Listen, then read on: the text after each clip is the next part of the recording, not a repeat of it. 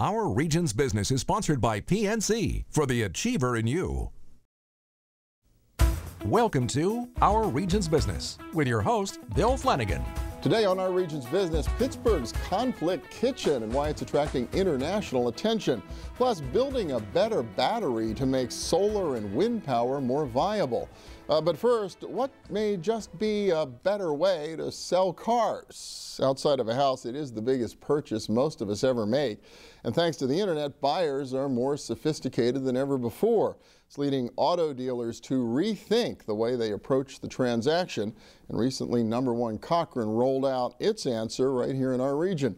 Rob Cochran's back with us today. He's president and CEO of #1 Cochran. Good to have you. Welcome. Good to be here, Bill. Thank you for having me. Yeah, when you're here before, you said you were thinking about ways to sort of reinvent the way the whole car buying experience is conducted. So what's it led to?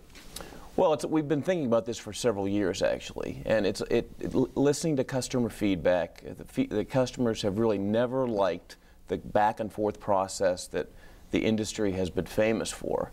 So now with the technology out there, and we've been able to embrace technology, bring it into our sales process, and have documented pricing, and why the price is the price with our clear-cut pricing for any of our thousands of cars in inventory. It's all up front, it's easy, it's simple, and it's what customers want. Well, I would think with the internet, has transparency been more and more forced on the industry? Sure, it's been forced or embraced depending on your perspective. From our standpoint, it's we'd much rather have methodology to explain why the price is the price versus the old days where it was kind of a shell, ball and shell game, and people really never knew was this an appropriate price, and I need to go around, and it's confusing and it's mysterious, and we're trying to take the smoke and mirrors out of the industry. So explain to me how it's going to work. Somebody comes into the dealership, they're interested in a car. There's a sticker, I'm sure, still on the window. Well, there's a price that is already determined on any of our cars. There's a price that is determined that we use. We have a special relationship with Edmunds. We're the only auto dealer in the region where they endorse our pricing process. They endorse the way we do business, which we're very proud of. And because of our scale, we have relationships with these large national companies, Edmunds, Auto Trader's another one that handles our trade-in process. And they take reams of data, and they'll look at why, whatever it is, a specific model, make and model, and they'll say the MSRP is X, but the transaction price in this market is Y.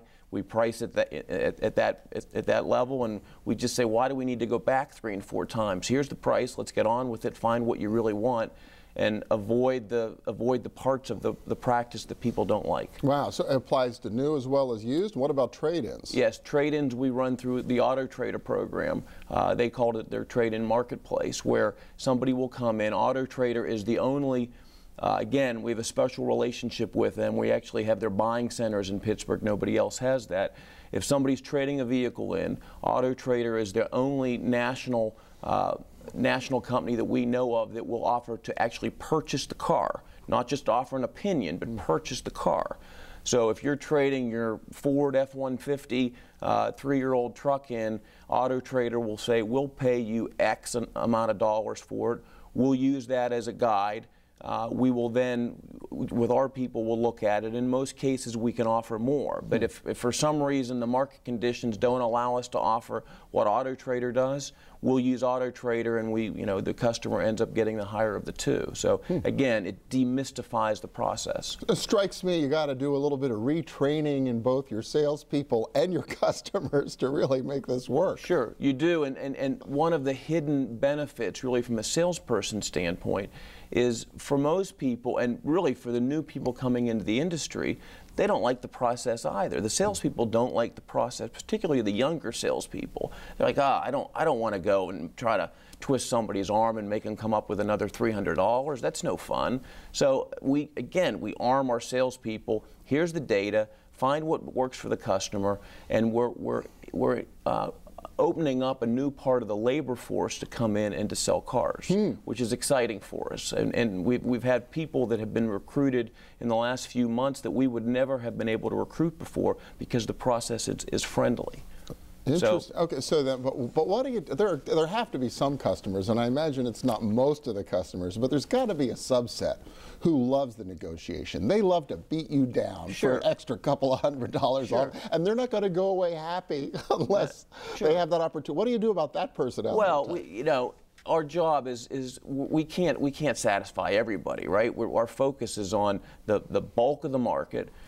For those people that want to go back and forth, I suppose we can say we can try to start higher and get to the end result anyway. But the data has been loud and clear that customers, the bulk of customers, just don't like the length of time or the chaos of having to go back and forth and look at the sales manager in the tower and wondering what they're saying to the salesperson and all of that. We just want to eliminate that and make it simple. Well, I've got to say, as a customer, it does drive you nuts when you go into the dealership. You kind of know the car you want to buy. It's there on the lot. You're ready to go, and then it takes 4 hours to get to a number. And it also it's detached from the online experience. Most people today, they're used to being able to go online. Here it is. Here are the choices. This is what I want.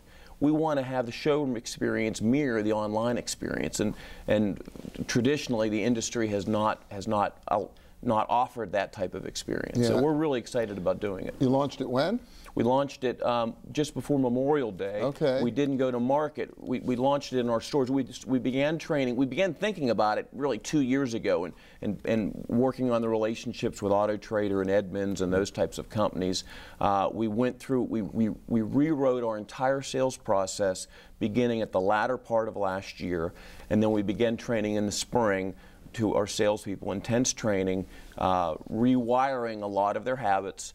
We launched it in May. And then we went on our public launch. I think it was late September. We went on the airwaves, and it's been the results have been really overwhelmingly positive. We've been very, very excited about what we've heard from our customers. The feedback on experience after experience. So we really feel like we're onto something. All right. Well, very cool. Great to see this kind of an approach being pioneered right here in our region. Rob Cochran, thank you so much. Thanks for having me. Next up, how a better battery developed right here in our region may make for a more reliable electric grid. Stay with us.